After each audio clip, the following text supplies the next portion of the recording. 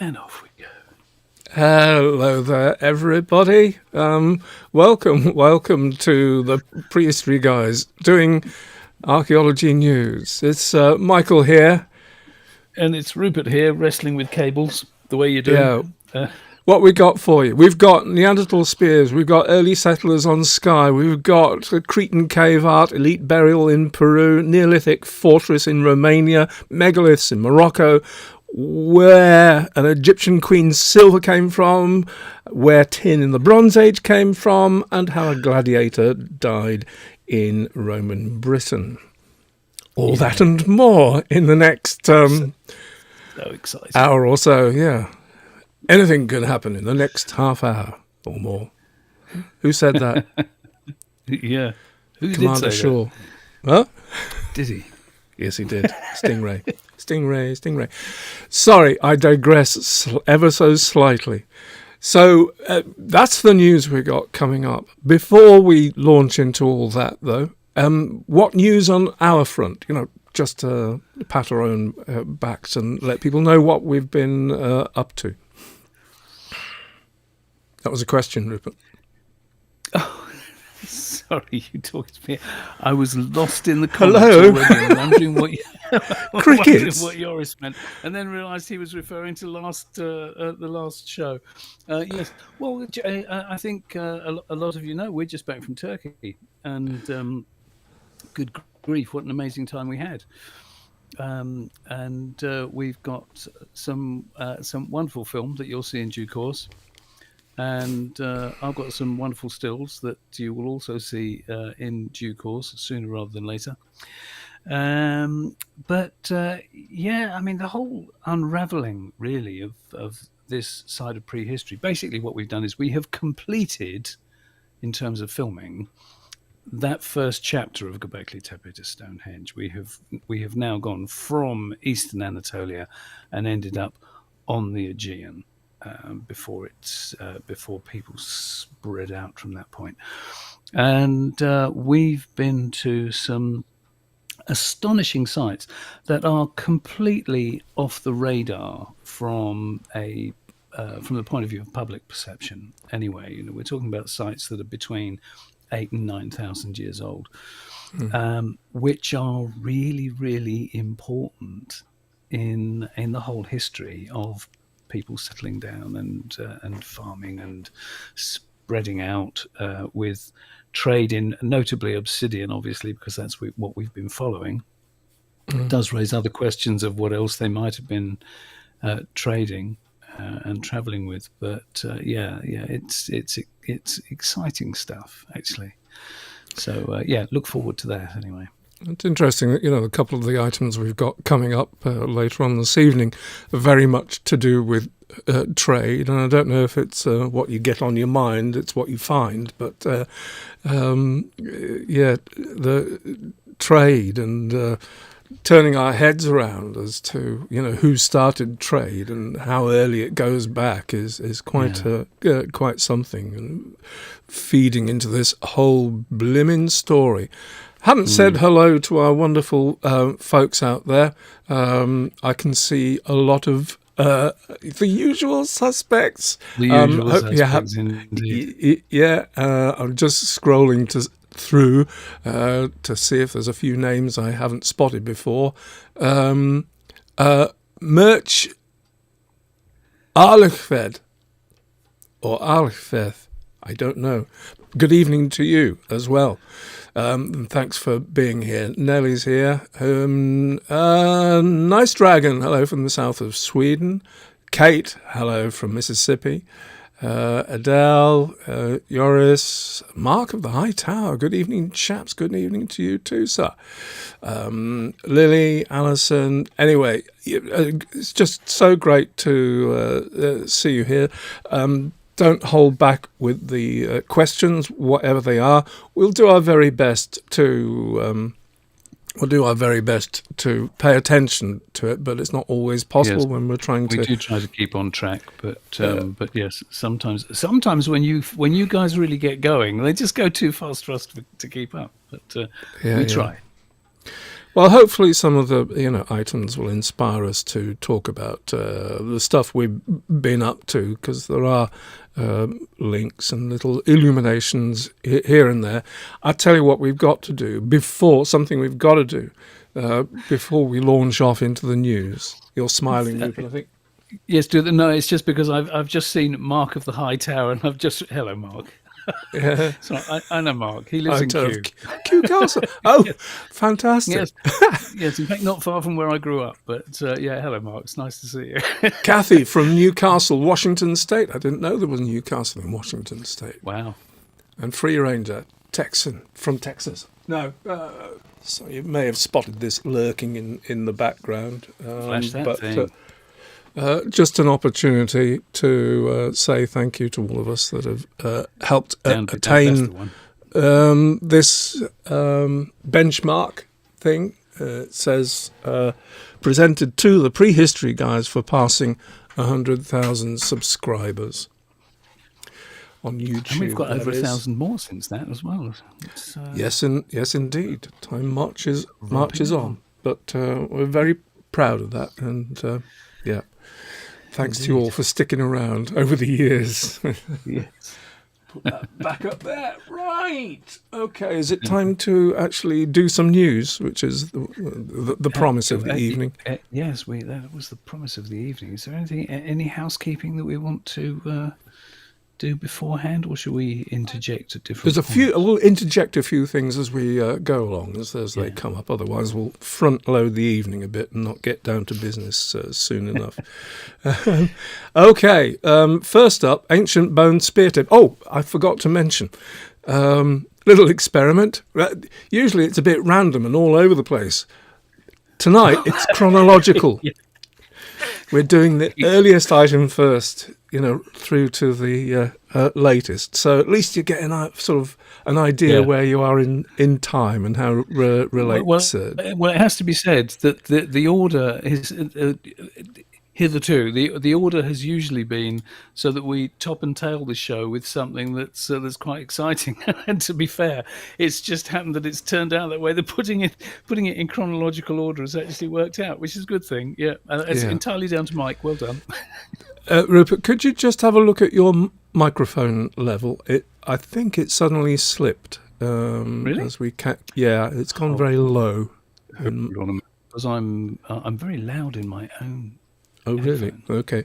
Well, don't worry. I'll try to balance it here, but at the moment it's okay. Bear with me, because okay. Yeah, it's dropped down. Yeah, I thought so. Okay, I'm putting it there. How's that? And that's a bit better. I think I shall monitor that as we go along. All right, well, Stuart Grimes, you're sticking to an order. I don't believe it. We'll do our best. That's fair. Thundercat says it's low, Rupert. So it's still looking low to me. It shouldn't be now. But anyway, I'll get on with reading it. Have a look at it as we go along. Let us know, folks, technically, if it's okay. All right, thanks, Nigel. Thanks for reassuring us there. Now, ancient bone spear tip found in Russia is oldest in Europe and made by Neanderthals. We don't usually do anthropological stuff, but I think there was something in this article that we just wanted to address. Indeed. An international team has unearthed the oldest spear tip ever found in Europe and notes that it was fashioned by Neanderthals. In their paper published in the Journal of Archaeological Science, the group describes how and where the spear tip was found, its condition, and what they've learned about it through extensive study. The spear tip was found back in 2003 in a sediment layer in a cave in North Caucasus, Russia, along with a host of bones from a variety of animals and also the remains of a campfire. It was only recently that the spear tip was fully examined. The research team used spectroscopy, computed tomography and other microscopy techniques and were able to ascertain that the spear tip, which was 9 centimetres long, had been made from the bone of an animal, likely a bison. It had also been attached to a wooden shaft using a type of tar, birch bark tar thing, maybe. team was also able to date the spear back to between 80,000 and 70,000 years old. And that's the giveaway, because this predates the arrival of modern humans in Europe approximately 45,000 years ago, leaving the Neanderthals as the likely makers of the spear tip. Further study of the spear tip showed that it had been shaped using stone tools that had been used either in battle or for hunting. There were cracks showing it had struck something very hard. There are also no signs of long use, which the team suggests means it had been used successfully shortly after it was made. The finding of the spear tip upends theories suggesting that Neanderthals never advanced past stone tools. First I've heard, I don't know where people get these ideas. It also shows, the team suggests, that Neanderthals were able to plan ahead, not only in making the tool, but in the way it was used. The finding also raises another question. Why is it so unique? If Neanderthals were using bone spear tips to bring down prey, why are there not a lot of them left for modern researchers to find? The research team suggests that most probably decayed over time because they were left in places conducive to their conducive to their survival, such as the cave where this one was found. So, I mean, that's fascinating and great, and it's good to have confirmation. Neanderthals were relatively advanced and using stone tools, etc. But why the surprise? That's what I don't get. It's astonishing on so many levels. It's astonishing, isn't it? I mean, I have to just toss one little nugget in there, and that's bearing in mind where it's found. It would be interesting if it was Denisovans, because we've had no other artifact like this connected with the Denisovans, but because it's in that part of the world and that period, it's a possibility. Yes. But the thing is that we've had there's all sorts of things from Neanderthals. I mean, we've got Neanderthal flutes, for God's sake. So if they're making musical instruments, out of bone, I find it quite bizarre that anybody would suggest that they still thought they hadn't progressed beyond stone tools. And by the way, just from a geographical point of view, that's where we're talking about. Nice. Yeah, east coast of the Black Sea or thereabouts. Yeah. But it's a good illustration, really, of how some ideas and concepts become so entrenched in different sciences, and that even when most of the world has kind of moved forwards, that the ideas persist. It's a bit like deliberate burial of Göbekli Tepe. That's 20 years out of date and people still say it. And I find it odd that there would be any surprise that Neanderthals were using weapons like this. Just saying hi to Kev Riley. Hi, Kev.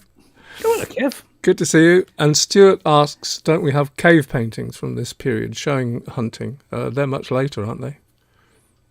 Yeah. Lascaux caves and that kind of thing. There are no cave paintings that are associated with such an early date. Good evening to Helen as well. You see, what I do is, you can see from the map, the location of this. And at the same time, we've got Neanderthals up in England and across Europe. They were so wide-ranging, which must tell you something about, they, from an evolutionary point of view, that these people were adopted to being adaptable. And that usually takes some kind of intelligence, and mastery of stuff, so that they can overcome, whatever the environment throws at them by way of climate, by way of varying flora and fauna wherever they find themselves. So, given their, the wide range that Neanderthals covered way back then, it's not a surprise at all that they were planning and having forethought and all these kinds of things. And It's amazing how the ideas get set, and yeah, I mean, I don't know how aware people are that they're working from old assumptions and with this. But anyway, that's all we wanted to say from that point of view, isn't it? Well, it does make you wonder if, because this kind of research crosses the line between anthropology and archaeology. Yeah, and it does make you wonder how versed people are in each other's disciplines there. And I mean that with the greatest of respect, because they probably know an awful lot more than we do. But it does seem odd, particularly when you think. Do you remember we reported on, there was a find in France a little while ago that there was 40,000-year-old cordage. So it was it was the imprint string, Neanderthal string. We did a thing about it, yeah. And again, this is associated with Neanderthals, and so it's that. Well, if you've got people who they're making flutes, they're making rope. The notion that they've not got anything beyond stone tools is just odd, really. Joris says there are supposedly Neanderthal cave paintings. Petit et al. Hard to date. La Roche-Cotard. Does that ring any bells? There's still supposedly 57,000 years old. Supposedly. 57, okay. No, I don't know those then. As you say, hard to date. The techniques for dating cave paintings are, tough. They rely on accumulation of lime and stuff like that. We'll have a look at that. Interesting. So, time to move on, Rupert, to the next item, is it not? Okay, will do. And we're talking about the discovery of ancient culture on remote Scottish Isle rewrites the range of early settlers. Anybody like things being rewritten, don't we? Yeah, shall I point at Skye for you on this map here? Where we are, we're right up. Beep, beep, beep, beep, beep, beep, beep, beep. Oh, and the site they're looking at. Oh, Rupert, do you remember when we spent that evening in Uig when we were filming for Standing with Stones? That means that location is not far away from where you took a photograph of me filming the Caledonian McBrain ferry going out. Yeah. Okay, Happy we days. digress. Sorry. Ever so slightly. All right, let's get back to the business in hand.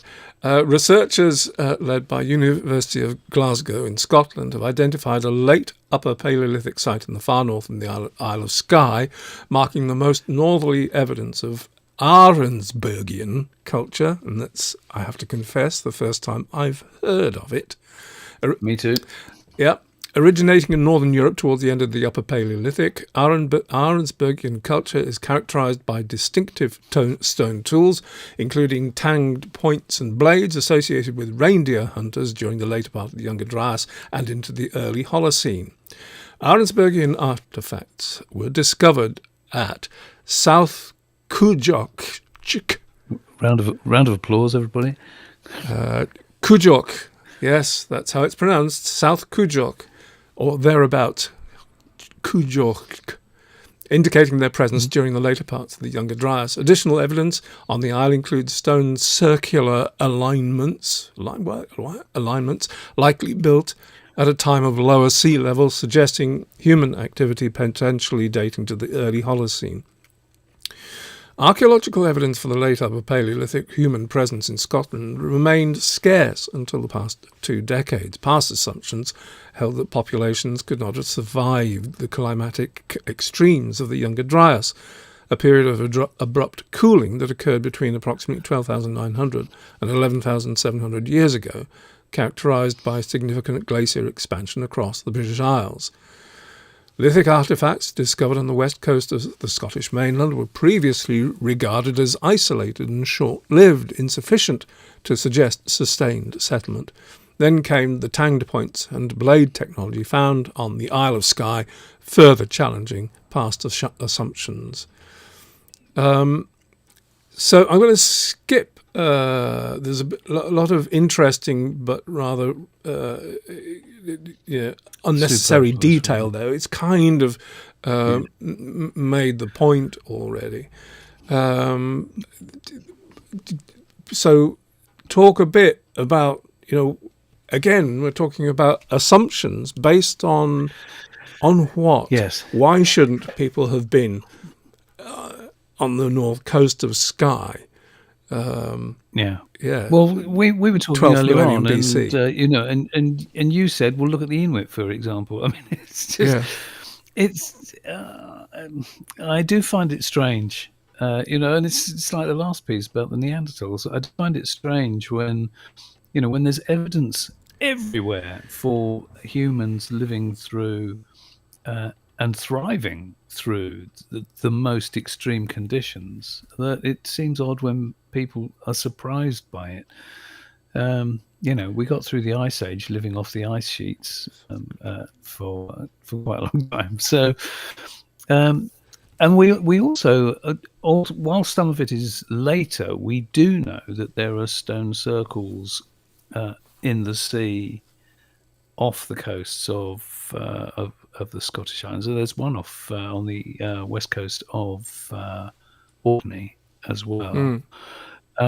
Which just the article goes on to say there's that intertidal stone structured sconcer, comparative analysis of similar stone features in Norway provides a potential early Holocene time frame. No definitive cultural affiliation is associated with the alignments, though there are a few candidates.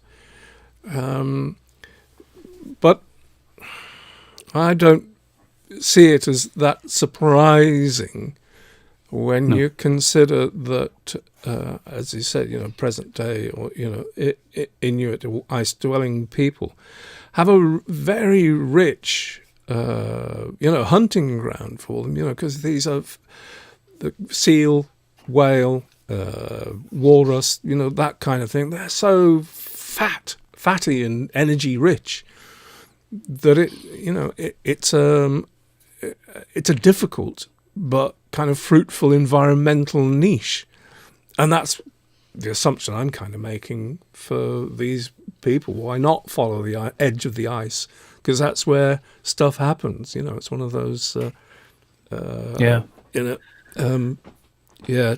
marginal areas where stuff happens. At the edge of the ice, that kind of thing. Mark said, why would anyone live in such inhospitable regions? Never understood it, really, especially since there were very few people back then, no overpopulation, etc. And it's true, isn't it? You do wonder really what. But then the thing is that we take our modern knowledge so much for granted. The fact that we know that if you go 1,000 miles that way, that it's probably going to be more temperate. And it does make you wonder just how much people were aware of conditions in long distances back then. It's like taking our knowledge of, it's, all the stuff we've been doing recently about ocean-going travel. And you think, well, we know now that if you head out across that body of water, you're going to hit more land in, whatever distance. We just take it for granted now because we've grown with the knowledge. But back in the day, setting off across a body of water in, whatever sort of craft, it's a big deal. So I suppose there have been a certain safety, and however harsh your living conditions may have been, that the security of knowing supply. You can cope where you are, rather. Yeah. The security of food supply. I mean, that's what it's all about. Yeah. Because back off the ice sheet. Sorry, talking across each other. Go on. Oh, sorry, you're going to say living across the ice sheet. Yes, yes, yes. That's all I was going to say. That just fishing for whatever, as you said yourself. Whether it's seals or anything larger, or just fish. That there's no shortage of food supply. So I can quite see why people settle for that. Let's face it, when the In ice fact, is there's thick, you can light a probably fire on it, no problem. there's probably a better food supply on the ice edge than inland. Maybe, I don't know. Or maybe the inland areas, that ecological niche has already been occupied by people that are skilled at bringing down mammoth or other large beasts. Whenever there's a niche that people can survive in, they'll take it. If they can survive in it, and that's the name of the game, they can make it their home. Yeah, we're very good at that. There's a flurry of comments there about hunting grounds as well, and yeah, it's absolutely true. That there wouldn't have been a shortage. That's for sure. Yeah, Europe says most of Europe was tundra then, which is not maybe the most fruitful landscape to live in anyway. Maybe, it's a question of abundance even. Doggerland was still there at any rate, Mind you, yeah. Yeah, we could go off on... sorry, Rupert. No, it's all right. No, still chilly, though, I was going to say. That was... Yeah. But basically, all this comes down to is that it's nice when they find evidence for something going back a significant distance in time.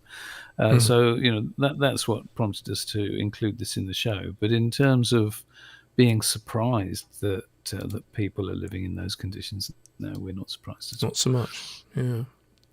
No. Okay, let's go to somewhere a bit warmer. I'm going to get my act together and press the right buttons. Here we go. 11,000-year-old Greek cave art found on Crete. So we're coming forward 9,000 BCE. But nevertheless, it speaks to the cave art itself, but also there's other questions. We'll get to other questions around that which feed into our narrative a bit later on. But in the meantime, what a nice picture.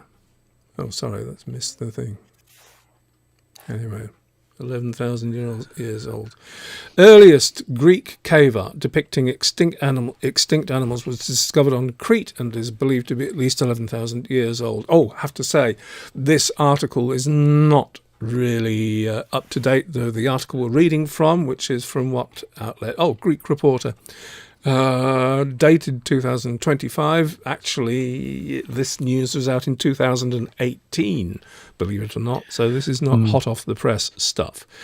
Dating back to the last Ice Age, the artwork was found in Aspendu Cave, located near the village of Aspendu in the province of Sfakia. Sfakia. The cave is a very small rock shelter without much depth that barely fits two people and is located on a hillside at the beginning of the Aspendu Canyon.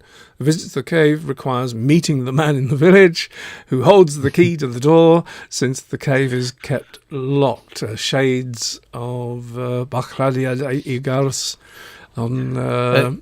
Indeed. Yeah, if that's still the case on Anglesey. No, I think that's actually changed now. I don't think you can I think it has. Yeah.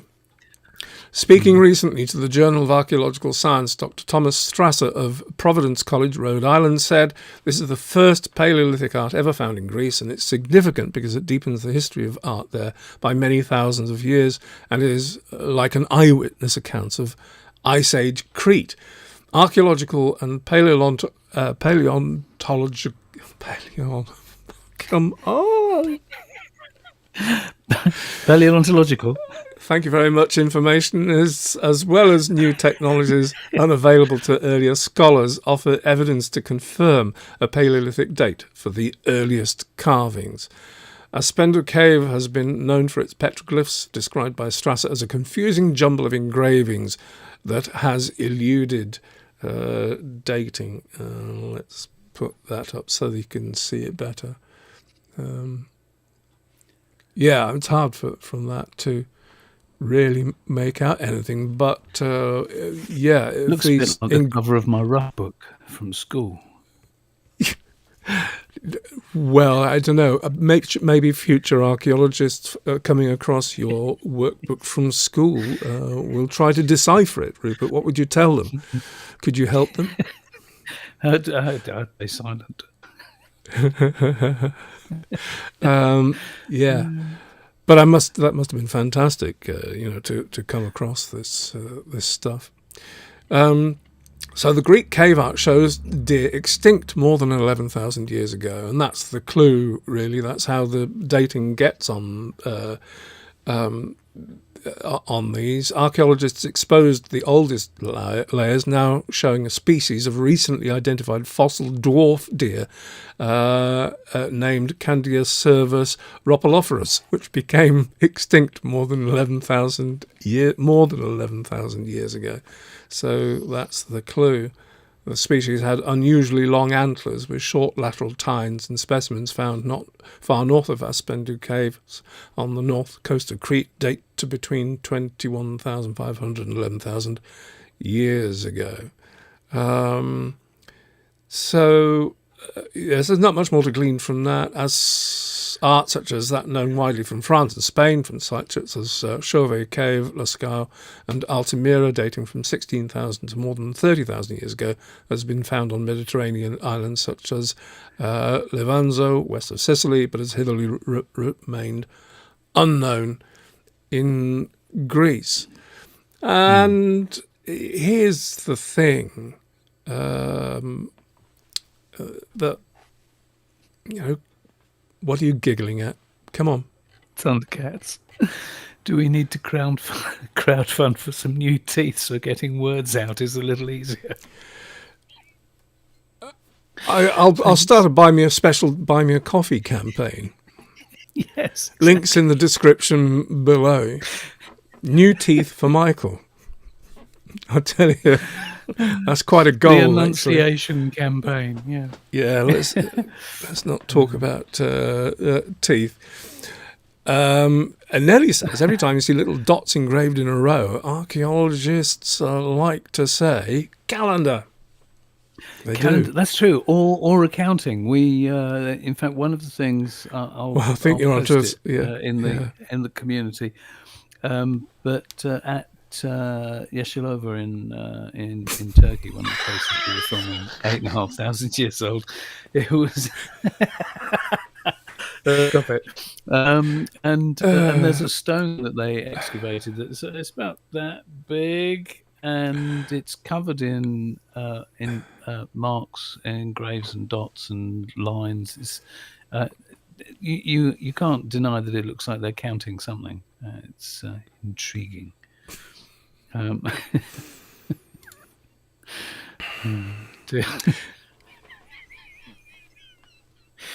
not fair, It's not fair. Thundercats, bless you. Well, that's the first stage in my dentistry, taken care of. You're very generous, sir. Thank you very much indeed. Bear in mind that I'm 70. It may, at this rate, it may be a bit late. But anyway. Yeah, you're gonna have to pay for a general anaesthetic as well.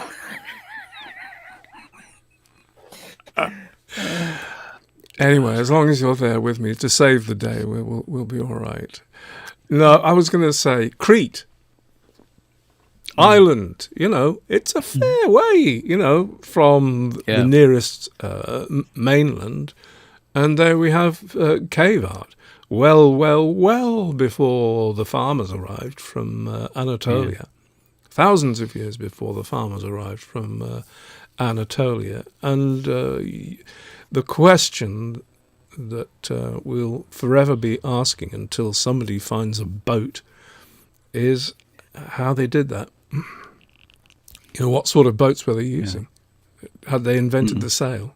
Were they relying on, manpower to steam across. Sorry, that's it's probably not a thing. conversation for now, is it? But we have. But it's where it Mike and I were goes. talking in Turkey about this. It's just when you look out across the Aegean, in the knowledge that people were 9,000 years ago, people were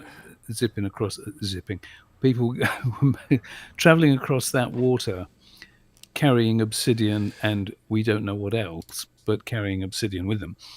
And the assumption is, bearing in mind that there are nothing has survived in the archaeological record, but the assumption is that these were little more than dugout canoes, and this was a long time before people had sails.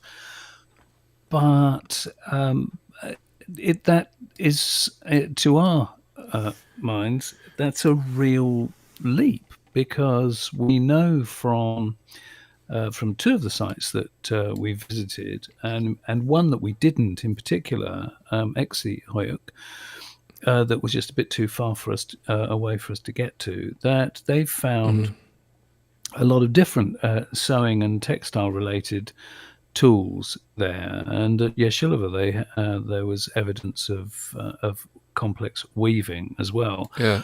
Oh, by the way, that's where we were. Yes, well done. Yeah. And a wonderful spot it was too. Yeah. But if you've got complex weaving going on, then why on earth would you not have sails? Just a kid with his duffel coat in the wind knows what a bit of extra volume can do in a strong breeze. So it's it wouldn't surprise us if the water-going crafts were a lot more sophisticated than we give credit for. Yeah. Anyway, we'll probably talk more about this later on. Yeah, whatever. There's all sorts of possibilities. I think we'll do it. Yeah. Aidan says Crete was apparently first inhabited 130,000 years ago. There's various bits of evidence for things. I mean, oh crikey! No, I'm trying to remember something that it's fragmented in my mind. I'm not even going to go there. But yeah, I think we underestimate an awful lot of human activity from the deep past. I think that's what's really getting revealed to us. Hugo weaving, why not? A leaf on a pond in wind hints at a boat. That's, yeah, of course. Yeah. Anyway, let's move on to the next thing, Rupert. Yes. As to be said, we don't often go over the Atlantic to the Americas. More fools us, slapped wrists and all the rest of it. I don't know what it is. It's probably fear of our own ignorance about the... No, to be fair, it's usually because most of the archaeology in the Americas is outside our remit. It's too recent. It's very rare that we find anything this old. Oh, careful. Yeah, because, I mean, the prehistory is really... Yes, it is rich. Quite rich, yeah. But it tends to sit more on the anthropological side of things than the archaeological side of things, doesn't it? And when there's something significant that we do report on it from time to time. But, Free Ranger says, come to Texas and look at the Galt site. We had yes. But we report on those when they come up and they're particularly noteworthy. We talked about, but it doesn't happen often. Yeah, it doesn't. That is my point, and our apologies for that. We don't call ourselves the European prehistory guys, or that's what we tend to be. We, anyway, I'll carry on. Remains of a 5,000-year-old noblewoman found in Peru dig, and we're back with phys.org. And archaeologists in Peru said Thursday, which Thursday was it? I don't know. They found the 5,000-year-old remains. It's probably Thursday, February the 12th, 2009. Found the 5,000-year-old remains of a noblewoman at the sacred city of Caral, revealing the important role played by women in the oldest centre of civilization in the Americas. Did you hear that? in Peru, the oldest center of civilization in the Americas.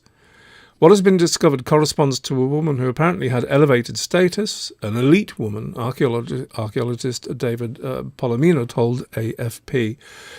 The mummy was found in Aspero, a sacred city within the city of Caral that was a garbage dump for over 30 years until becoming an archaeological site in the 1990s. Palomino said the carefully preserved remains, dating to 3,000 years BC, contained skin, part of the nails and hair, and was wrapped in a shroud made of several layers of fabric and a mantle of macaw feathers. Macaws are colourful birds that belong to the parrot family, but you knew that already. The women's funerary trousseau, which was presented to reporters at the Culture Ministry, included a toucan's beak, a stone bowl, and a straw basket. Preliminary analyses indicate that the remains found in December belonged to a woman between 20 and 35 years old, who was 1.5 metres, 5 feet tall, and wearing a headdress that represented her elevated social status. Palomino told the reporters that the finds show that while it was generally thought that rulers were men, or that they had more prominent roles in society, women had played a very important role in the Caral civilization. Caral society developed between 3000 and 1800 BC, around the same time as the other great cultures in Mesopotamia, Egypt and China. The city is situated in the fertile Supe Valley, around 180 kilometres north of Lima and 20 kilometres from the Pacific Ocean. And if you like, I'll zoom out of my map, go over the sea, not to Skye, but it's a hell of a long way around. Peru down there. That's where the site is. Okay, so good news. And, for us, just filling in a huge gap in the distinct civilizations that were popping up in the Americas. That's really quite something. And, true, because we tend to think, you're absolutely right, we tend to think of stuff going on in the Americas at that time in terms of civilizational things is relatively recent, but 3000 BC, that's remarkable. And, that's an illumination for our knowledge, and I hope for other people's as well. It's exciting. And something that, it's another one of those archaeological hot potatoes, when you get evidence of you can't necessarily say trade. There's no evidence for the trade, but evidence for certainly interactions with the Americas. So, for example, there was Balabanova's findings about some of the Egyptian mummies having traces of coca in their bodies that's only indigenous to the Americas, and things like depiction of a pineapple in Pompeii. Yeah. So there's all sorts of things that hint at trading or exchange with the Americas, and it doesn't matter how it arrived. Whether it came across land through via Bering Strait or whether it went across the Atlantic. It's something. It obviously, as the years go by, it will become clarified, but yeah, you have to wonder how much has been or remains to be found again with that. Buckingham, sorry, you're having trouble, audio troubles, but all levels are fine here. I don't think. Yes, everybody else says it's all right. Everybody says it's all right. Your microphone is glitching slightly, Rupert, but that's your connection, I think, down in the south of. It could be. Yeah. 4G'd up here, but yes. Yeah, it's ducking it in. Nelly said it's extremely dry there. Everything organic keeps well forever, and Nelly should know. Nelly's from Peru. Sorry, Nelly, if you didn't want me to say that. Okay. Yeah. Shall we move on? Yeah. Okay, so this is an interesting one, but not for the usual reasons. You came across this article telling us that archaeologists have unveiled a 5,000-year-old fortress in Romania, hidden for millennia. Sorry, yes, Simon concurs that there's an intermittent glitching, I think. But that's a connection issue. On my microphone. I can only assume because I've heard it as well. If any of you so folks apologies for that. Whether it's, not that I can do anything about it. Yeah, but on the face of it, this article looks and sounds interesting. And I thought when we came across it, I thought, oh, another one, Thundercats. You have to get control, mate. Thank you, all I can say. Thank you very much indeed. Yes, it looked fascinating until I remembered that we'd put this article aside in March, I think, when we were looking at articles for the I'd forgotten news that. show then. And if it, it's just the authority that is automatically given to stuff that appears in print, with a Times New Roman or a font and with nice photographs and print already. It sort of has a sort of a given authority to it. But a little bit of digging. This is not so much about the news of this, which we doubt. Let's say that's straight up front, which we doubt very much, because digging into it, it seems there's very, very little behind this article at all. And it's more not about the news, but it's more a lesson in being very careful when you see articles in the press.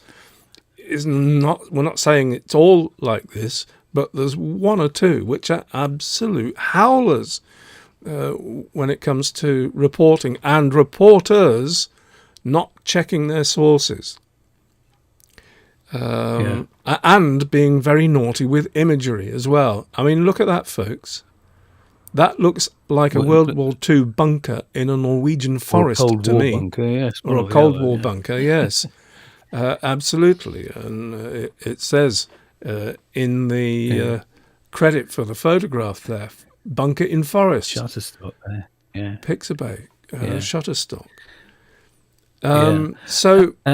Actually, it's worth just interjecting there, Mike, and to point out that in these shows, even when we're giving you the news from an article, what we always try to do is take the research back to the source paper, so we know what the actual archaeology is saying, and then we report from the article, because it's just easier to get that across in a news show, because otherwise it will be too long and too dry and blah.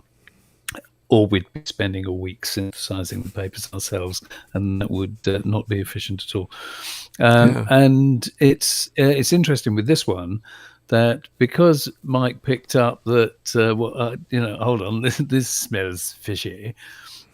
So we looked at all the other instances of this being reported, and all of them, bar none, all of them have a library photograph of a building or a structure anyway that has nothing to do with the main article. There's pictures from Getty Images of some collapsed building or what have you. We'll just carry on down the article a bit, just to give it a flavour of what we're looking at. It says a 5,000-year-old fortress is being uncovered in the forests of named county, Romania, revealing an ancient civilization hidden by centuries of thick vegetation. Wow. Remarkable discovery was made possible through the use of LiDAR, light detection and ranging technology, a technique that allowed researchers to explore and map the site without disturbing the ground. According to Popular Mechanics, which is another source that we looked at, I think back in March, the discovery of the fortress was made possible by LiDAR technology. Uses laser pulses to measure distances, etc., etc.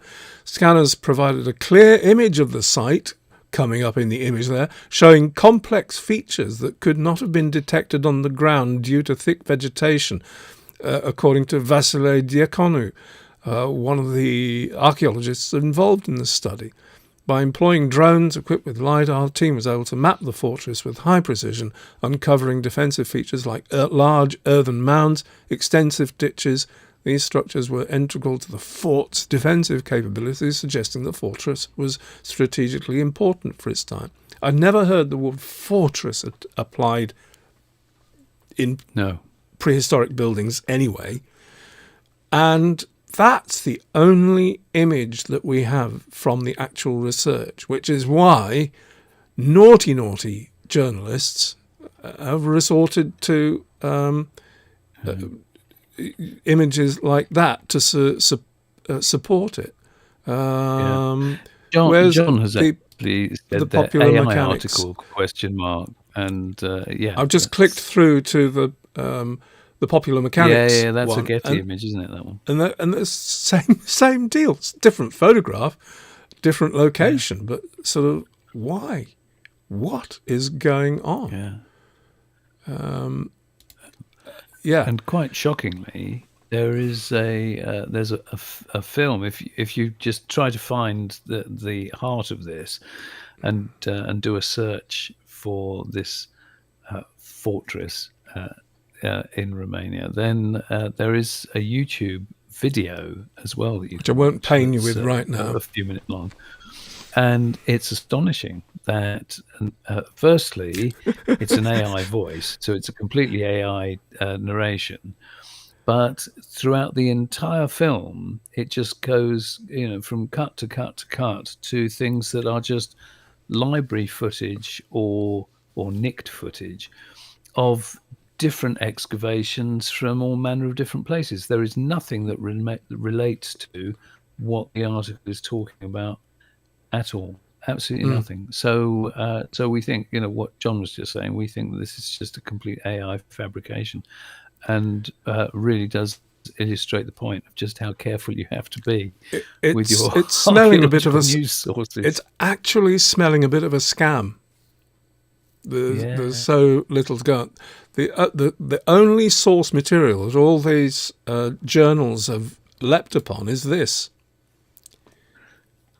A Facebook. A single Facebook entry with the single image, and that's it. And somebody's translated whatever it is by Vasily Diaconu. Beyond that, we know nothing, but the claims made in this and other articles, sadly, a bit beyond the pale.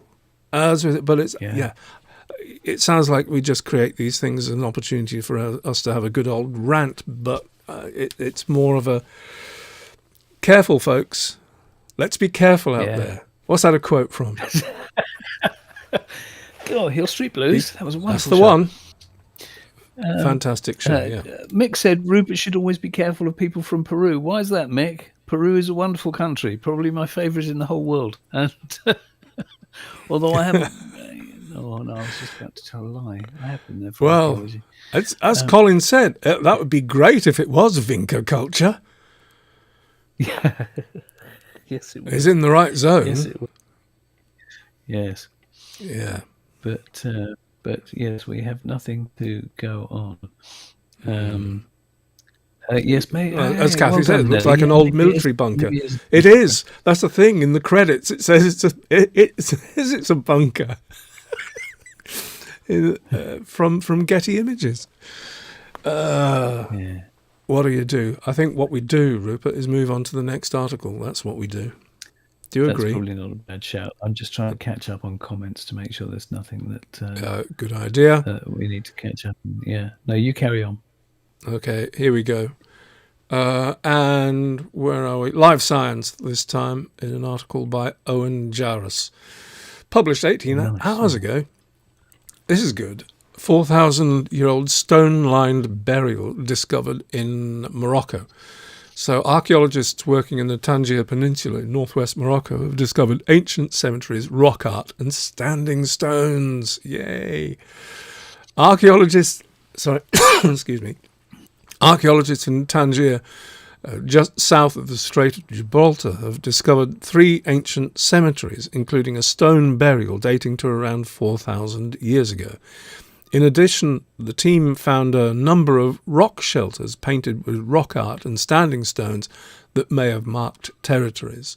The ancient cemeteries show a rich mosaic of burial traditions, the researchers wrote in a study published Tuesday, May the 13th, in the journal African Archaeological Review. The archaeological sites are located in the Tangier Peninsula of Morocco. How long the region has been inhabited and how the lives of people changed over time is a source of debate among scholars. Researchers note that there has been little archaeological work examining its burial customs and ancient landscape. It's a sad reality that the later prehistoric funerary and ritual landscapes of North Africa west of Egypt remain, despite extensive investigation of the past 200 years, the least widely known and understood in the Mediterranean region, the researchers wrote in the study. During their investigation of the northwestern Tangier Peninsula, the archaeologists looked for sites dating from 3000 to 500 BC. They found 3 cemeteries, some of which have kist burials, which consist of a hole cut into the rock with stone slabs that were sometimes used to cover and mark it. Cutting into the rock is difficult, and their construction likely required a significant time and effort investment. Study first author Hamza Banatia, a doctoral student in the Department of History and Archaeology at the University of Barcelona, who led the archaeological team, told Life Science in an email. The team radiocarbon dated human bones from one of the kist burials, which revealed that the tomb was constructed around 2000 BC. This is the first time that radiocarbon data has been obtained for a kist burial in northwest Africa, the team wrote in the paper. And that's a sizable standing stone, is it not? Yeah, it really is. Yeah. And I'll just go back to the top of the page so you can see the burial, the stone-lined tombs. So this is great stuff, because as we said, we don't hear much from North Africa and Morocco and this kind of area. But it kicked off a bit of thinking with us, did it not, Rupert? It did. Well, we're really intrigued by. There's one site in particular, Mansoura, that's in southern Morocco, I think, and it's this enormous mound. I mean, it smacks of a Newgrange-esque mound, doesn't it, Mansoura? Complete with stone circle, nonetheless. Yeah, it's significant, huge, massive, and archaeologically ruined in the 1920s or 30s, was it? Or even earlier, roughly. I don't know. There is one illustration we found that was done a century or so ago before it was destroyed. Which is quite compelling. It's really interesting to see it in a less spoilt state. But yes, it's probably around the same period as this. So it's nice to see something else, because when you find a site, it doesn't matter where it is, but when you find a site that is just completely on its own, and you know that, well, it can't have been on its own. It must have related to something, particularly if it's a stone circle, that there was a surrounding settlement, even if that's long since disappeared. And that was something that was intriguing about Mansoura, that there was nothing around that site that gave you any indication of what sort of people were living around it. So to find these burials not that far away is reassuring. Indeed. If you want to look it up, Mansoura is spelt Msoura. That's not the site we're looking at in this article here. That's the site which we actually included in our 10 megalithic sites from around the world that are not Stonehenge or We did. Yes, well done. Yeah, or Göbekli Tepe. How long ago was that? I don't know. Anyway, it's included in that. But as who said it?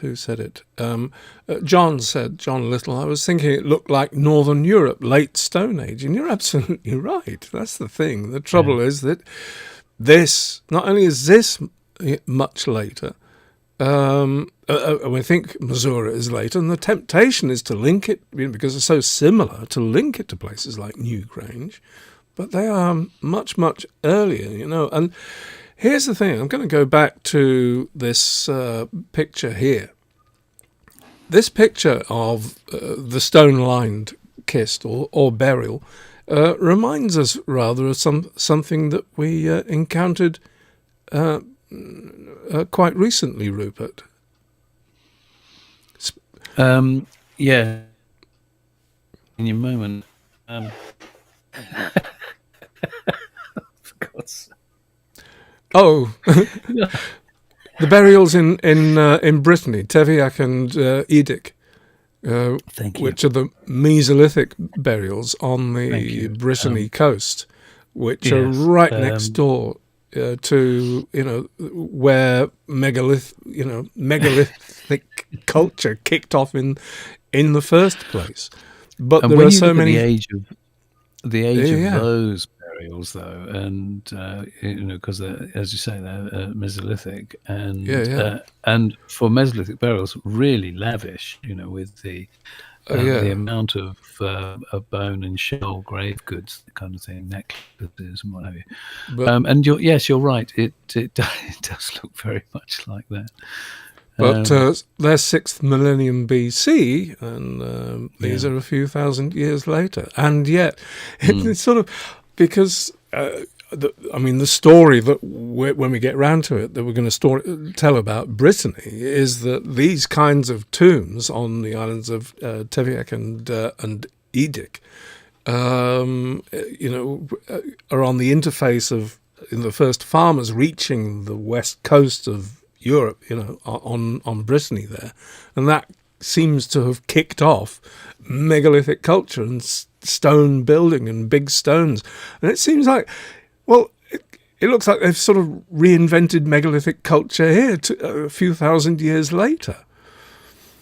And then you think, Mediterranean, and you think Sardinia, and you think, well, heck, those places in Sardinia, the Tomba di Gigante, they look like Neolithic long barrows, but not. They're Bronze Age. They're much later. That they're such close analogues of in structure and form of Neolithic long barrows. You can't help making think. You think, well, was the Mediterranean area reinventing megalithic culture thousands of years later in some strange way? Don't know.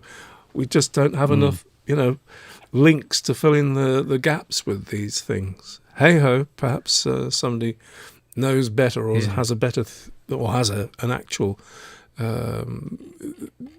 theory that will help us tie these things along. Heidi says, I believe our people migrated from North Scotland to North Africa based on seasons for thousands of these years, and most of the evidence was repurposed into walls and homes after the Roman occupation. I think you know where you're going with that, Heidi. And you're absolutely right. The repurposing of stone is a real makes prehistory so opaque, doesn't it? Yeah. Goodness. I don't know.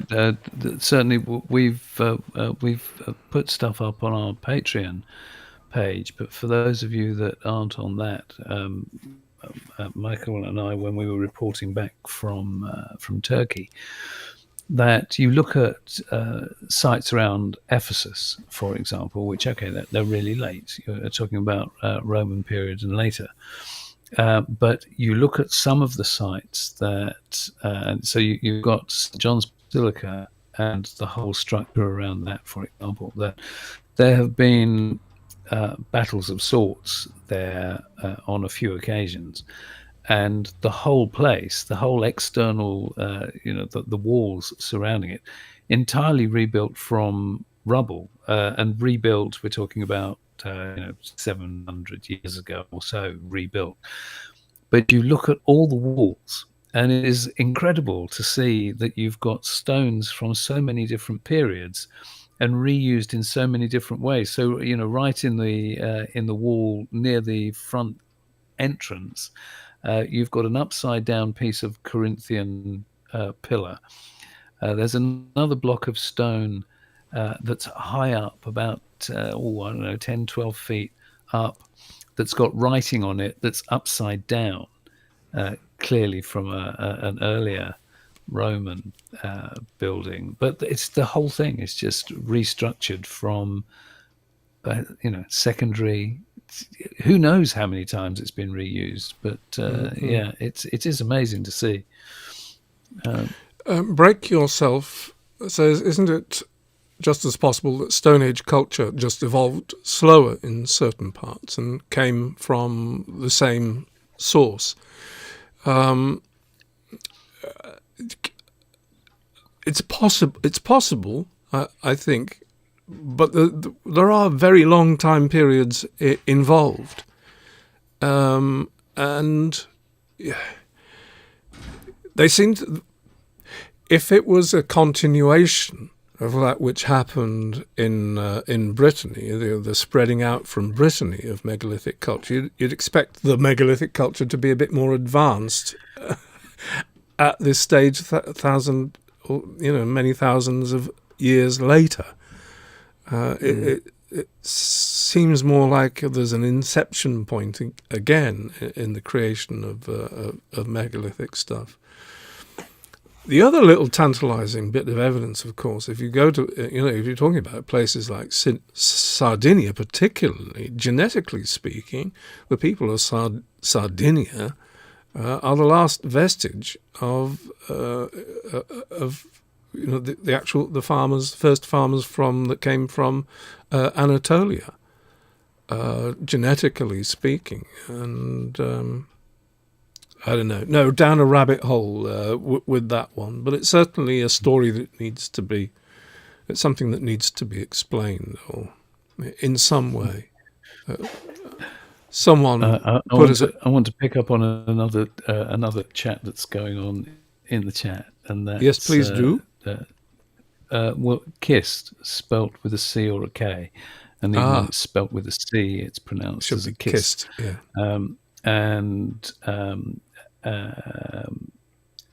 No, who was it? Somebody. I apologise. I've lost track of who's replying to who. But so Stuart said that kissed is correct because it's originally short for kissed vein. But also, it's another one of those instances. It's a bit like Celtic and Celtic.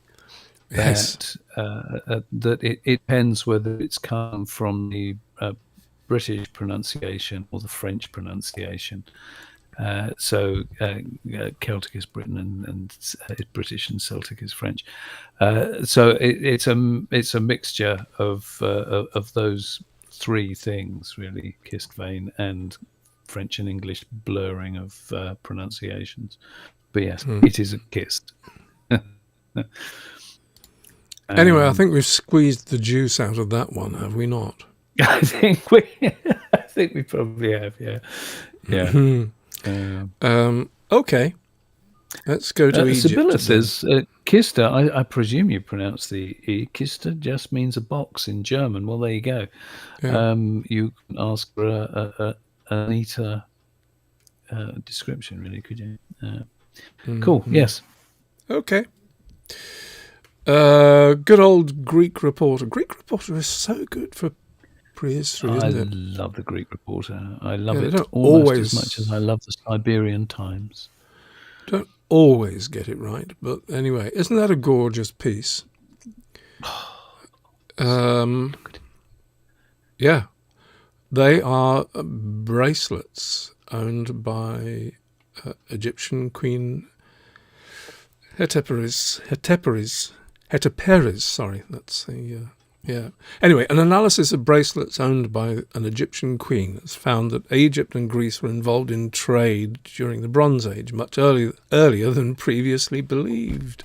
Why would you not believe it? Anyway, Queen Hetepères was the mother of King Khufu, who would go on to build the Great Pyramid. Her tomb represents the largest and most famous collection of silver artifacts from early Egypt.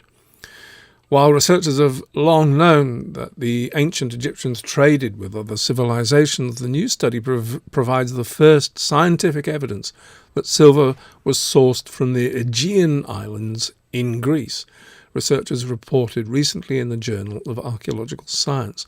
This kind of ancient trading network helps us to understand the beginnings of the globalized world, said the study's lead author Karen Sawada, director of the Australian Centre for Egyptology at Macquarie University. For me, that's a very unexpected finding in this particular discovery. Queen Hetepères, bearing the title Daughter of God, represented the direct royal bloodline of the 4th dynasty in Egypt, a period of time known as the Old Kingdom between 2700 BC and 2200 BC.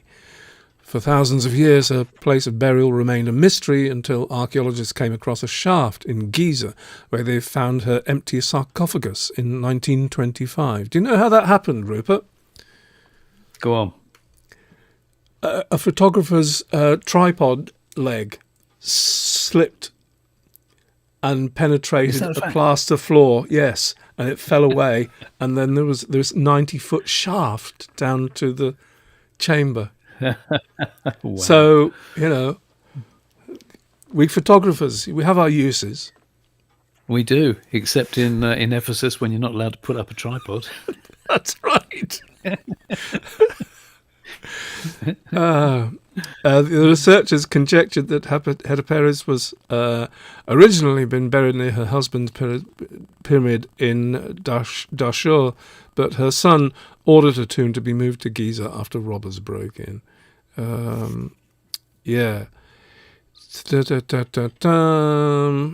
Just skipping through. So the new analysis revealed the bracelets consist of silver with traces of copper, gold, lead and other elements. They were made by hammering cold-worked metal with frequent annealing, which involves heating to a certain temperature to prevent breakage. The addition of gold would have helped improve the silver bracelet's appearance and ability to be shaped. So this is technical detail, really. It's quite a long article, and I think it's made the point, don't you, Rupert, as far as that is concerned? And it's another one of those instances where I wish I could identify the species, but there you go. It's another one of those instances where it doesn't surprise any of us, probably, that there's evidence for this trading. But the important thing here is that it's solid evidence for it, So we shouldn't kind of sniff at the comments being made.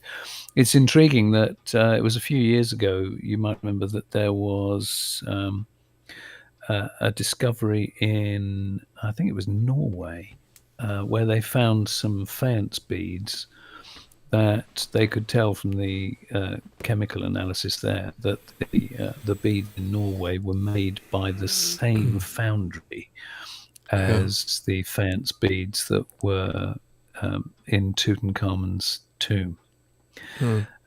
So we don't know where the foundry was. We don't know whether the beads in Tutankhamun's tomb came from Norway or the beads in Norway came from Egypt. But they were could even have been made by the very same person. So instances like this, and the thing is that these bracelets are just so beautiful. Just quite staggering, really. Do you know what we're doing? If we haven't, I think we might have mentioned it already, so apologies if we have. But we're going to be doing a show soon on shipwrecks, because there's so much information to be had from the shipwrecks that have been found.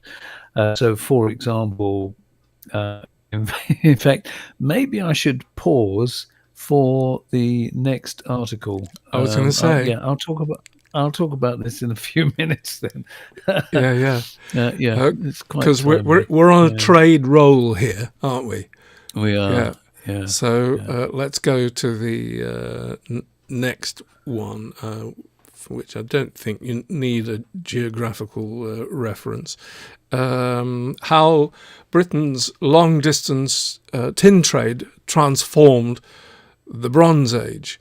So a new study has revealed that 3,300 years ago, tin mined in southwest Britain was a key resource for major Bronze Age civilizations in the eastern Mediterranean, thousands of kilometres away. The findings, based on the analysis of tin ores and tin artefacts, including those from ancient shipwrecks from the southwest of Britain, southern France and Israel, show that British tin was traded up to 4,000 kilometres. Yeah, 3,300 years ago. Just let that sink in just a little bit. 4,000 kilometres. What's that? 2,800 miles? 4,000 Yeah, something like miles? that. Thereabout. Yeah, It's a long way. Lead researchers, Dr. Alan Williams and Dr. Benjamin Roberts, used advanced scientific techniques to trace the geological origins of tin ingots found in 3 shipwrecks dating to around 1300 BC off the coast of Israel. Published in the journal Antiquity, the results provide the first concrete evidence that Cornwall and Devon were major supporters of tin for bronze production in the ancient world. Solving an ancient mystery. It's worthwhile reading through this. It's not very long, but just to get a real grip on this. For over 2 centuries, archaeologists have debated where Bronze Age societies obtained tin. Globally rare. I didn't know it was globally rare. I really didn't. But crucial metal for making bronze, typically 90% copper and 10% tin. The research team at Durham, in collaboration with the European institution, used chemical and isotope analyses to prove that Britain's tin was widely traded across Europe and the Mediterranean. The study also provides the first direct evidence of the tin trade described in classical texts by Pytheas, who travelled around Britain in 320 BC and then wrote the first ever account of the island and its people.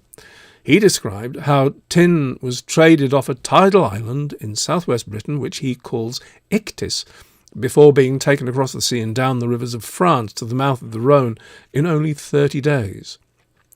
Researchers show that tin from the Roch-Long shipwreck off the south coast of France and dating to 600 BC came from southwest Britain. The study suggests that small farming communities in Cornwall and Devon were not isolated, but part of a vast international trade system that supported ancient palaces, cities and states of the eastern Mediterranean.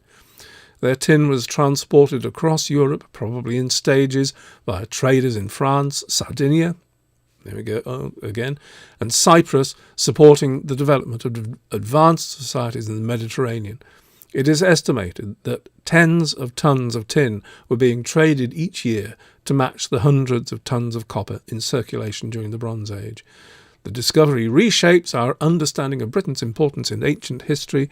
It identifies the first commodity to be exported across the entire European continent in British history and proves the crucial technological and cultural role of Britain in making the European Bronze Age. A team will also be excavating on St Michael's Mount in Cornwall this month, long thought to be the tin trading island of Ictis, mentioned by Pytheas in 320 BC. So that is absolutely fascinating. It's cracking, isn't it? In fact, worth sharing. Colin said Tintagel Castle, and do you know, it is known that certainly the Romans did used to sail in and out from around Tintagel. So it's possible. You know, that they're only presuming that St Michael's Mount is Ictus. It's possible that Tintagel was, but yeah, it is. It's just wonderful, isn't it? You know, something that is quite remarkable is the amount of ingots that they have found with different shipwrecks, and not just tin, but tin and copper. And there's been a lot found in shipwrecks off the coast of Israel and Greece, in particular.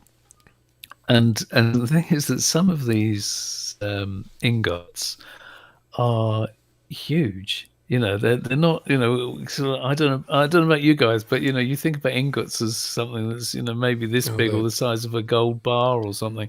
You know, but some of these ingots were big. I mean, you know, almost coffee table size. You think, good God, how much did they weigh? Well, the question I'd like to have answered, and I don't expect it probably will be ever answered, and that is, was this a case of the people of Cornwall and Devon and south west England being entrepreneurial, or were they being pillaged from by traders and merchants from across the seas? Were the people going down the mines indeed slaves, perhaps, of these people, in the same way that, you know, the sugar plantations of Jamaica were exploited in the same way? You know, was there, in the same way that there was an East India Company out of Britain all that time ago, was there a similar sort of organisation? You know, trading tin all over. Were there tin wars? You know, were people, you know, trading, playing nicely with each other, or were there all sorts of, well, human beings, you can only imagine, can't you? Yeah. The competition for a rare commodity. Who was in charge? Who benefited? Who got rich? Who got the thin end of the wedge? I just looked up that the oxhide ingots. If you don't know, the oxhide ingots were called that because you know, if you skin a cow, you've got the four legs sticking out of each corner of the skin. And the ingots, oxhide ingots, were called that because they had the four little legs coming out of the ends of the ingot, which meant they're much easier to tie to things for transportation.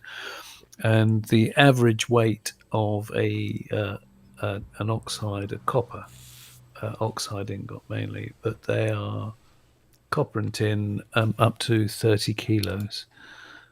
30 kilos. God, that's you know, and there's can you remember offhand how many ingots there were on the Uluburun shipwreck? I can't remember. It's a ridiculous amount. It's something like that's only a tiny image. I'll blow it up, but that is well done. An oxide ingot. Yeah, just grab that off the web. That's an ingot from the British Museum, apparently. Good old British Museum. Okay, I've seen them up in the flesh. Yeah, and they are quite. They can, you know, sort of about that size. Heavy lumps. Yeah, 30 kilos. And probably of that shape, so they're easily strapped to a beast of burden or something like that. Don't know.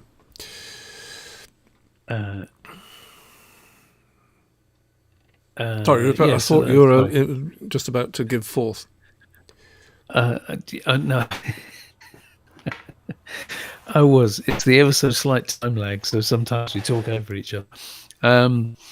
Yes, it's what I was talking about. We're going to do a show on shipwrecks because the wealth of evidence for just lavish trade. And the Alubaran shipwreck is probably the most famous Bronze Age shipwreck. So that's about 1600 BC, and the cargo on it is just mind bending of just everything that you can imagine. You know, from whether it was ingots and pottery and ceramics and herbs and spices and textiles, and obviously a lot of this stuff is extraordinarily degraded, but they've been able to tell from the excavations the extent of what was there. And the full list, far too long to go into now. We'll include it in the show when we make But we will do in the show, yes. List, it's just staggering. And then of the known shipwrecks, so if we're looking at Bronze Age shipwrecks, so that we can actually look significantly at the extent of the trade and what they were trading, so you can make certain guesses about how far back can you take that. We know that people were taking obsidian across ridiculous distances, getting on 10,000 years ago, and so the trade routes themselves are absolutely solidly established thousands of years before people were setting out in bigger boats and taking this huge Bronze Age cargo around. And it's that's the intriguing thing, is that us looking at obsidian in Turkey and seeing just how far apart the sources of the obsidian were that were found in one place, and so absolutely know. Oh, do that thing, Mike. You know that the trade route is already established. I'll try not to slice a finger off. 9,000 years ago. So yeah, it opens so many genuine questions. Not going off on flights of fancy questions, but that it was in place. How long did it take to get in place? The trading routes. That's wonderful. This has been the wonderful thing about doing this end of Göbekli Tepe 2, Stonehenge, which I'm sure most of you will know about. It's our ongoing vast overreaching project to tell the whole story of the Neolithic in a series of films. But this has been the extraordinary thing. Who is it? Aidan? Talking about Milos and obsidian. But what we're finding is that through our research and looking into this, that we're finding that archaeologists that are studying this particular area of how the first farmers first got across the Aegean Sea and into Greece, how they got there, not necessarily totally under their own steam and impetus, but it was because of their integration with the trading networks that were already pre-existing in the whole of Aegean. And it seems that it was all down to this stuff.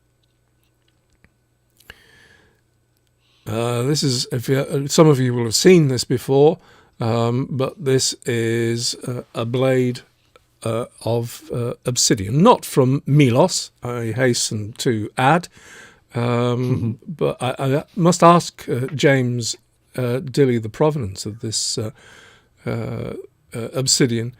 I'm holding it carefully because it's ultra sharp. I've got two of the blades down there, but yeah, this stuff seems to have been really, really, really important. And James often watches. Are you there, James? Put it in the comments if you're watching. Yeah. I'm going to WhatsApp him. But what we're hope to be able to say and explain and get people on board with when we come round to doing this and completing this end of the Göbekli Tepe Stonehenge project is how we so mistake the margin and the dividing line between Mesolithic, what we term hunter-gatherers, and what we term as farmers. I think Rupert puts it most succinctly as there was not much difference between them, except that Mesolithic people, hunter-gatherers, they were just not farming. They were equally sophisticated in their own way and doing stuff as, extensively as creating trade networks extensively in the Aegean way before the farmers got to the west coast of Anatolia and started interacting with them. So what we will be able to present to you is an incredible inflection point in the whole of the development of Western civilization. The East, that's a different matter, and the development of civilization in Mesopotamia and further east is another matter. But as far as Western civilization and the Neolithization of Europe, we're absolutely at an inflection point here in the very places that we visited in Turkey. And we hope we can get that narrative across to you, because it's such an untold story. And it's a story which the archaeologists studying it at the moment are really pioneering in the subject. The theories about how this interaction took place and how the process of Neolithization took place is, we're at the forefront of that discussion at the moment. So it's really nice to be involved in that. We're not Johnny-come-latelys into this story. It's happening currently, the development of these theories and the archaeological evidence that supports it. So happy days as far as we're concerned. I'll just take the opportunity while we're talking about the Göbekli Tepe to Stonehenge project. There is a link to our page, Buy Me a Coffee page, for the Göbekli Tepe to Stonehenge project. We've just completed, after, we were there in November 2023 at Göbekli Tepe and Çatalhöyük, and this last visit sort of completes that end of it. Next, we want to get into Europe, wanted to get into Greece and into the Balkans, and for that we need your support. So if you can think of, if you can have a look at the link and have a look at our Buy Me a Coffee campaign, see if we can find a way in which you can help us get there and achieve this, then we thank you very much indeed. I don't think I'll say any more about that. I've witted on for rather a long time about that. But there we go. We'll report more. I mean, we have done stuff in Brittany, and we have done, we've done the Stonehenge thing a lot. So, we're quite a way along the journey, but we need more assistance to complete it, that's for sure. So have a look at the link. Thanks. Enough said. Rupert, anything to add? Yeah. No, not at this juncture. Well said. In that case, we will get on to the very last article of the evening, and we've come all the way. We've come all... What are you laughing at now? Yeah, Carl says, buy me a bicuspid. Sorry. Oh, too funny, thank you. Is that a joke that needs explaining?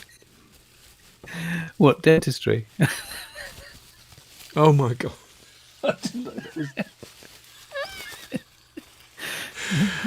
Oh, this is going to run and run, I can tell. It's going to run and run, yeah. So we've come all the way from the Neanderthals through time, up until now. We don't actually go Roman very often. In fact, we don't usually go Roman at all, because that's history in our book. However, and it's worth it. It's more than likely that a few of you may have picked up on this story, but we'll do it anyway because it's fascinating. Maynooth researcher confirms ancient gladiators fought with animals. And we're talking about Maynooth University because the principal researcher is from the Irish University. So that's why we're reporting from an RTE source. That's the Irish media outlet. The first physical evidence that gladiators fought animals during the Roman period has been confirmed by researchers. I presume that means gladiators fought animals in Britain, during the Roman period. Has been confirmed by researchers. An academic from Maynooth University in County Kildare was part of the groundbreaking study. Professor Tim Thompson, Professor of Anthropology and Vice President for Students and Learning at Maynooth University, made the discovery by forensically analysing a pelvic bone from a Roman period cemetery outside York in England. What we've found is evidence of a bite mark from a large carnivore like a lion. This is quite exciting because it's the first time we've had physical evidence of gladiators fighting in the Roman period in the world. Is that true? Had physical evidence of gladiators fighting in the Roman period in the world? It rather takes me aback, that sentence. Anyway, everything else is... Oh, I see. Everything else is written. Text or pictures, but the physical evidence from the body itself. I didn't know that. I didn't realise that. I thought they it are was just talking about in relation to animals, though, aren't they? They're not talking about... Because there's plenty of... Yes, of course. Yeah. But I didn't realise the point. It was not just in Britain, but in the whole of the world, the first physical evidence of it, to support the text and the pictures. We can see evidence of the canine teeth, of the incisors or the impressions that have been left in the pelvis. There are multiple impressions as well, which suggests that it's a bite mark as opposed to a weapon. And you can see it on both sides of the pelvis. I'll just blow that up for a little bit for everybody to see. Ouch. Ouch. Ouchie, ouch, ouch. Oh, on the other. Ooh, that's going to hurt. Yikes. The grave, which was uncovered a number of years ago during construction work, is believed to contain the remains of around 20 gladiators. Professor Thompson said there was redevelopment on the edge of York, and as part of that, the archaeological investigation revealed these graves. These individuals in the graves, they had lots of heel trauma, lots of evidence of repeated violence. It was a very male-dominated, and individuals had been decapitated. The discovery sheds new light on the history of Roman Britain, and that gladiator battles took place beyond the core of the Roman Empire. That sense of spectacle and arena activities was prevalent across the Roman Empire, and that was, in a way, how the Roman Empire was able to create cultural connectivity between the provinces. We see arenas not as grand as the Colosseum in Rome, but around the empire, and we have examples from the UK. It also gives an insight into the transport of these exotic animals around the Roman Empire, Professor Thompson said. Some technical details. So because we have no evidence in the UK or Ireland of lions attacking people, we then worked with zoos to have a look at the marks left on the food that lions, cheetahs and those sorts of animals were eating, and then applying those findings to this project. And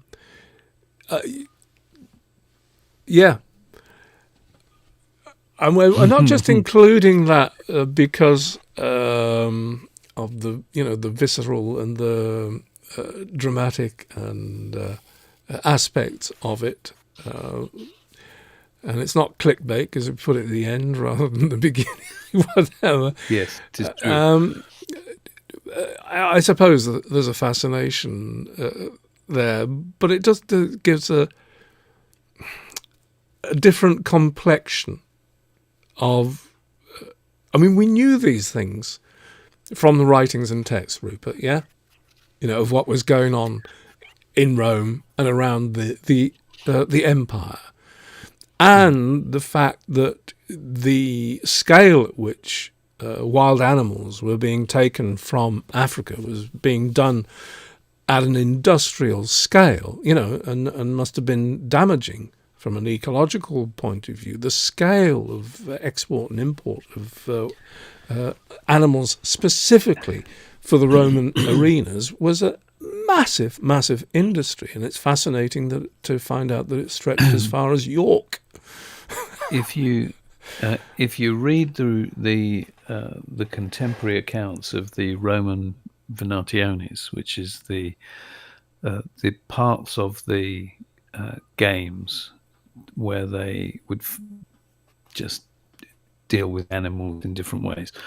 So sometimes they would pit wild animals against wild animals that would never meet each other in the wild. So like a bear from Slovakia in the arena with a tiger from India. It was just extraordinary. But there was one set of games where in the week that the games were on, they dispatched 40,000 animals. It's just staggering, the carnage that went on. And the thing that made this particularly relevant for us here is that a lot of you know that we've been theorizing for a long time now that a lot of the henges, not all, but a lot of the henges were arenas of one sort or another. And when there's a little bit of collation here, but when you look at, for example, there's I think it's Navan Fort. Is it Navan Fort? It's one of the Irish sites anyway, where there was a baboon was found in a. Good night, Sibylla. Sorry, your connection wasn't too good. Yeah. Nice to see you. Break yourself said it probably smelled worse than New York City in the summer. Ouch. But clearly they were transporting animals far and wide, and finding evidence for animals in a British context is really exciting, however gruesome it might be. And obviously we don't know how far. For example, Dorchester, henge in Dorchester, that they actually tell you on the information boards that when the Romans came and they converted its use into an arena, and it's like, what do you mean they converted it into an arena? It was already an arena. The Romans just took it over. And it's that, really. It's just seeing the Romans carrying on something that was probably already going on. It is just fascinating. I also suspect that the arena in Cirencester, which is visitable and very impressive, is quite similar to the one in Dorchester. I strongly suspect that was originally a henge as well, because they don't take the same form as Roman arenas. They take the form of pre-existing henges and just mess about with them a bit to conform a bit more to the way Romans thought of them. So, fascinating an area for study, that.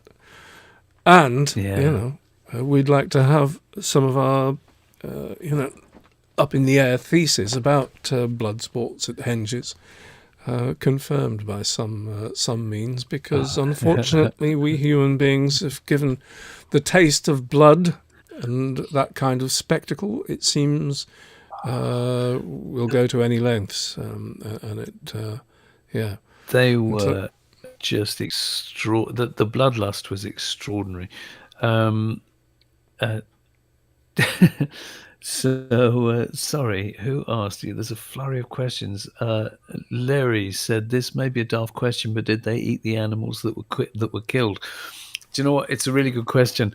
I don't know, but something that is slightly bonkers about the Venationes. All right.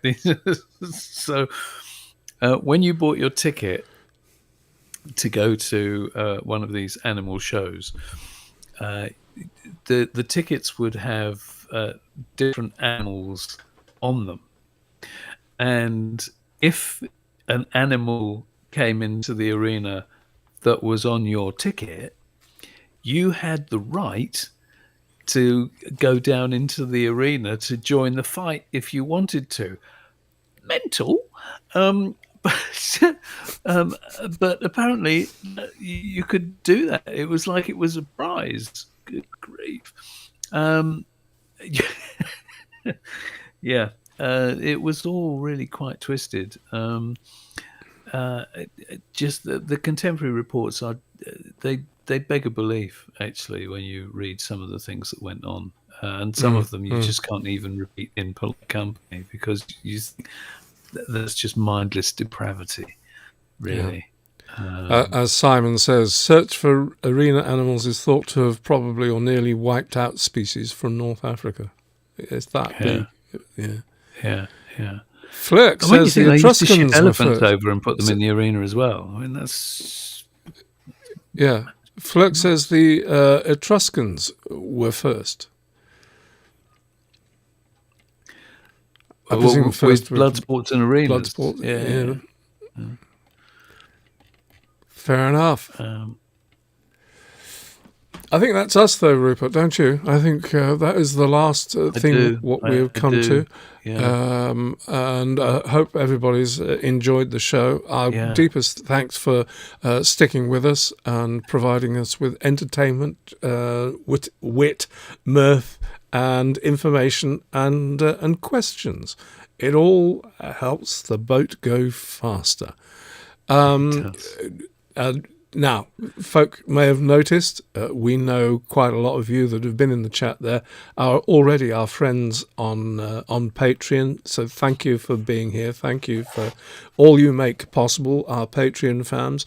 If you're not a Patreon member, do consider joining us there, because there's lots more entertainment value on the Patreon page in the form of behind-the-scenes stuff and a special, an exclusive podcast that we do every Monday for the folks of Patreon. So, as I say, the only other thing I would mention that I forgot to mention earlier on is, because a few people have asked, don't forget that in September, we are doing another Brittany tour, and there's still a few places on that if you want to come and join us. It's wonderful, the sites that we go and visit, and that is have you got the link ready to put in the chat there, Rupert? I should have, shouldn't I?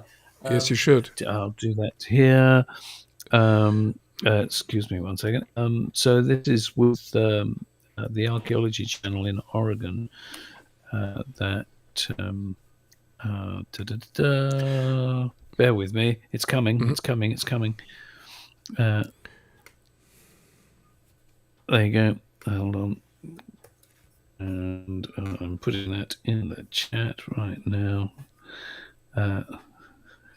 He said, why can't I put it in the chat? I'll put it in the links, of course. No, hang on. Oh, that's because no, it's not that. What? Okay, I'm having a problem with my browser. I'll put it in the link for later. The link to the archaeological channel tours. No, it's all right. I can do it here. It's all right. Well done. I've got it. It's all right. Because I can. There you go. It's right at the bottom now. I can do it for some reason. I can do it in the pop-out chat on YouTube, and I can't do it on Ecamm. Okay. So we've been hosting, hosts. We've not been particularly the organizer. We've taken some organizational responsible, but we're majorly there as hosts to the tour. We've been doing them for a number of years now. Been twice to Ireland and twice up and down the UK, and this will be the second visit to Brittany, where there is a fantastic story to tell. Apart from the fact of eyeballing the most extraordinary megalithic. See, it's funny that the first time they started megalith building, they built the biggest megaliths, and that's what you get in Brittany, straight up in your eyeballs. And it's awesome. but the story behind that is also fascinating. And, as I was mentioning earlier about inflection points, another one of the inflection points in the whole story of the Neolithic. This is the inflection point in Brittany where megalithic stuff starts to happen. So anyway, we're going there in September. Can't remember the exact dates off the top of my head. It's under the umbrella of the